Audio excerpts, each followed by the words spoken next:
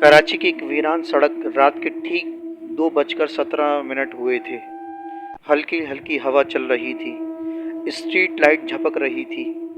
एक सफ़ेद कार आहिस्ता आहिस्ता सड़क पर आगे बढ़ रही थी। ड्राइवर अहमद थका हुआ था, बस घर पहुंचना चाहता था।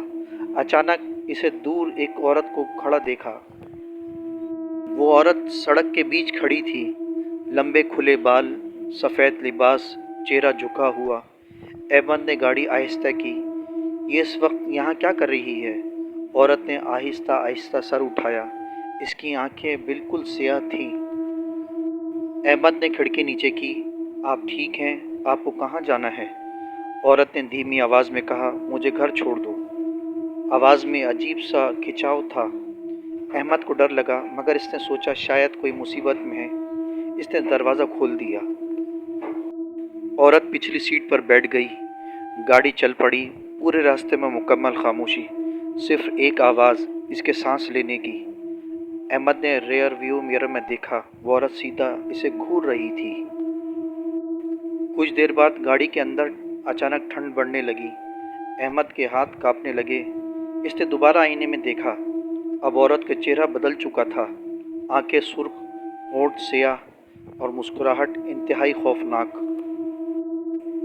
औरत ने अचानक कहा, तुमने मुझे क्यों रोका? अहमद घबरा गया। आपने खुद रोका था। वो ज़ोर से हंसी। मैं हर रात यहाँ खड़ी होती हूँ, और जो मुझे रोकता है वो कभी वापस नहीं जाता। अचानक गाड़ी बंद हो गई। इंजन खामोश, हेडलाइट्स बुझ गईं। चारों तरफ अंधेरा। अहमद ने दरवाज़ा खोलने की कोशिश की, लेकिन लॉक हो चुका था। औरत आहिस्ता आहिस्ता आगे आई। अब वो अहमद के बिल्कुल पीछे थी। इसकी सांस अहमद के कान के पीछे महसूस हो रही थी। वो बोली, अब तुम मेरे साथ चलोगे? अहमद चीखने लगा। सुबह पुलिस को एक खाली गाड़ी मिली। दरवाज़ा बंद, इंजन बंद, लेकिन अंदर कोई नहीं था। सिर्फ एक चीज़ थी, पिछली सीट पर एक सफ़ेद कपड़े का टुकड़ा।